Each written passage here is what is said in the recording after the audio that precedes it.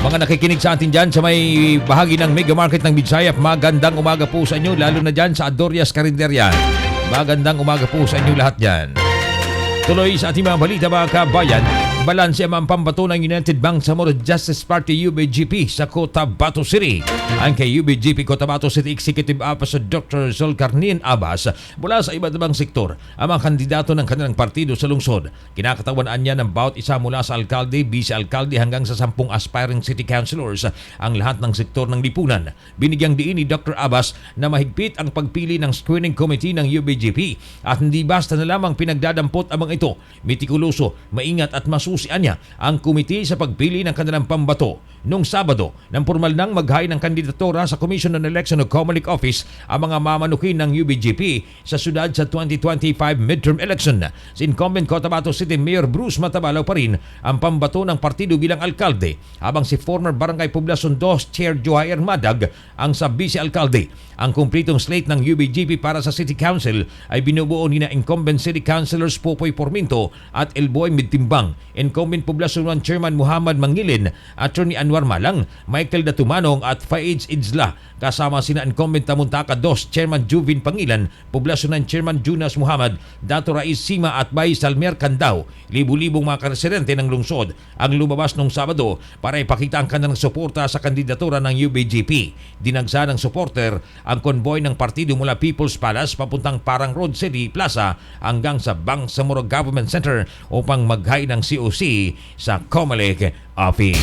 Umagang balita sa King Samantala sa dagdag na balita, ipinakita ng mga taga-Kabdayangan Municipality sa Special Geographic Area ng Bangsamoro Autonomous Region and Muslim Mindanao ang kanilang pagsuporta sa kandidatura ni Mayoralty Candidate Nixon Gayak kasama kanyang Vice Mayoralty Candidate Abdul Gani JP Alok at 8 nilang mga councilors sa pagsumiti ng mga ito ng kanilang COC sa Comelec.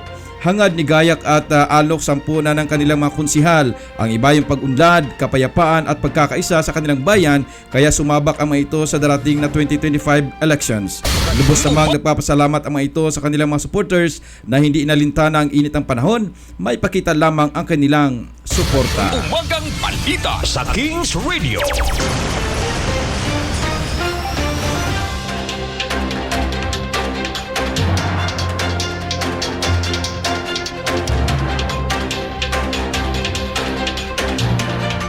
Alas 6:45 ng umagang ating oras mga kabayan Philippines Standard Time. Labas ulit ng pilan. Tanggapin pa rin mga report na ating mga kasama na kastanbay. Abay search warrant implementation ng high value o HBI arestado dyan sa bayan ng Makilala North Cotabato. Alamin natin itali report mga kabayan mula kay Edgar Cabanyo. Kings Radio. Report.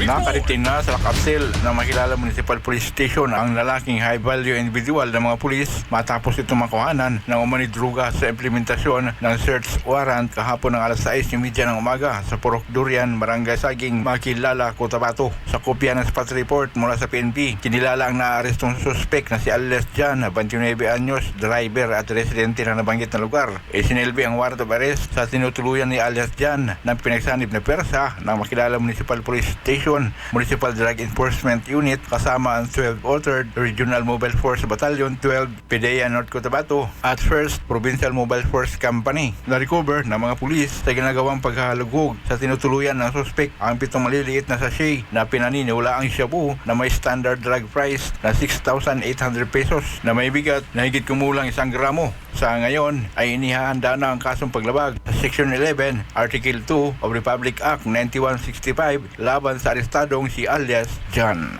At yan ang report. Edgar Cabanyog para sa Umagang Balita. Umagang balita Samantala, Kings fourth Radio. delivery ng supply sa bayan ng Matalam isinagawa kahapon ng Provincial Government Office.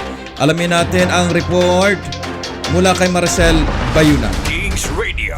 Report. Pinangunahan ni Governor Emilio Lala Talino Mendoza ang fourth delivery ng supplies sa bayan ng Matalam kahapon para sa supplementary feeding program ni Pangulong Ferdinand Marcos Jr. na ipinapatupad sa pamagitan ng mga tanggapan ni na Department of Social Welfare and Development of DSWD, Secretary Rex Gatchalian at DSWD 12 Regional Director Lorito B. Cabaya Jr. Kasama ang butihing gobernadora sa aktibidad sina Vice Mayor Rap Ryan Rafael at Councilor April S. Babol at sa Tornino Amata kung saan samantala nasa 600,000 na halaga ng supplies ang inatid sa nabanggit na bayan para sa 2,000 daycare children na naka-enroll sa 74 Child Development Center rito. At yan ang report, Maricel Bayuna para sa Umagang Balita sa Kings Radio. Umagang balita sa Kings Radio.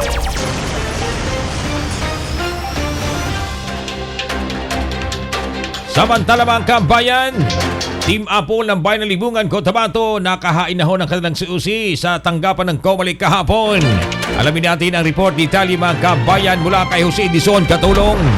Kings Radio. Report. Nagkapaghain na ng kanilang certificate of candidacy kahapon sa tanggapan ng Comelec Libungan, Cotabato, ang Team Apple na pinangunahan ni re-electionist incumbent Municipal Mayor Engineer Angel Rose Apple Elcuan at re-electionist Vice Mayor James Policido. Pitpit ni Mayor Apple ang 8 aspirants pagka-municipal councilors na sina dating Mayor Aris Yu, 4 na incumbent municipal kagawad na sina Patricia Pader, Erwin Ihaw, RJ Di Maano at Wally Antao, kasama din sina ABC President Joridin Bunao, Jojo de Villeres at Virginia Licaros. Matapos maghain ng kanilang COC, agad isinagawa ang mini press con upang sagutin ang katanungan ng mga media practitioners bakit sila tumakbo sa 2025 midterm election sa ilalim ng Team Apple. Pagpapatuloy sa mga hindi natapos na mga gawain sa bayan ng Libungan ang minimithi ni Mayor Apple, lalong-lalo na ang ligasiyang pinasimulan ng kanyang yumaong kabiyak na si late Municipal Mayor Amping Juan, na sa kanyang pamumuno ay maraming Libunganon ang nangarap at nangangakong susuportahan muli ang kanyang kandidatura para magiging tuloy-tuloy ang kaunlaran ng bayan.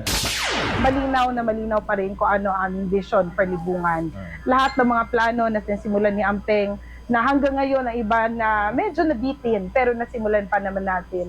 Yun yung plano pa rin talaga natin ituloy. Nandito pa rin kami buong pwersa ng serbisyong totoo, buong pwersa ng Ampeng Libungan. Magserbisyo pa rin kami ng may malinaw na plataforma para sa lahat. Magkaiba man ang kanilang partido at grupong kinaaniban noon, subalit dahil sa matibay at magandang pamumuno ay nakabuo ng desisyon si dating Mayor Aris Yu na samahan si Mayor Apple sa kandidatura nito upang makatulong sa kaunlaran ng bayan ng Libungan. I think sa unsa ako matabang para kay Mayor Apple, mo nang nikuyog ko sa ilaha.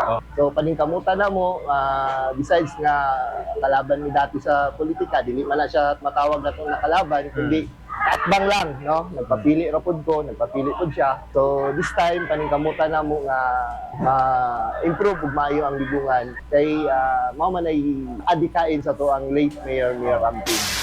Samantala, todo suporta naman si Member of Parliament Kili Antao sa re-election bid ng kanyang anak na si incumbent kagawad Wally Antao dahil nasa tamang team ito na sumusunod sa Serbisyong Totoo program ni Cotabato Provincial Governor Emilio Getaleño Mendoza.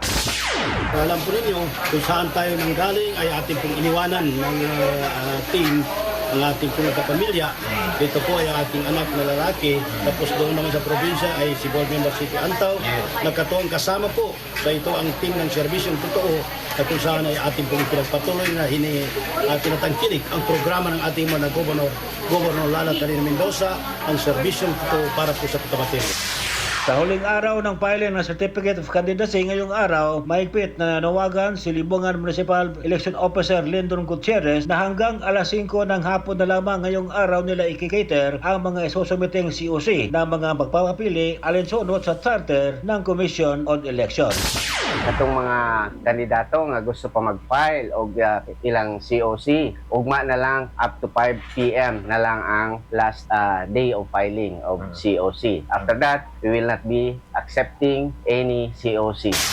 Ako na report, ako Sed Katulong para sa Umagang Balita sa Kings Radio. Umagang balita sa Kings Radio. Samantala mga kabayan, sa dagdag na balita, Epe Rimulyo mulansar sa 2025, Laing Chavez mulansar sab alang sa Kamara.